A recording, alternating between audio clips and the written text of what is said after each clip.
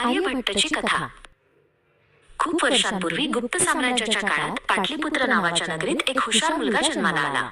त्याचे नाव होते आर्यभट्ट. लहानपणापासूनच त्याला आकड्यांमध्ये आणि आकाशातील ताऱ्यांमध्ये खूप रस होता. तो रात्री आकाशाकडे पाहत असे आणि विचार करत असे, हे तारे, चंद्र, सूर्य एवढे नेमकेपणाने कसे फिरतात. शाळेत तो नेहमी गुरूंना नवीन प्रश्न विचारत असे. कधी कधी मोठ्यांनाही त्याच्या प्रश्नांची उत्तरे देता येत नसत. हळूहळू अभ्यास करून आणि स्वतः प्रयोग करून आर्यभट्टने नवी नवी गुपिते शोधली. त्याने सांगितले की पृथ्वी सूर्याभोवती नाही, पण पृथ्वी स्वतःभोवती फिरते म्हणून दिवस रात्र होतात.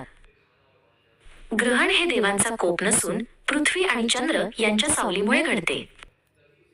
00 हा अंक गणिताचा पाया आहे. पीआय पायचे मूल्य 3.1416 आहे.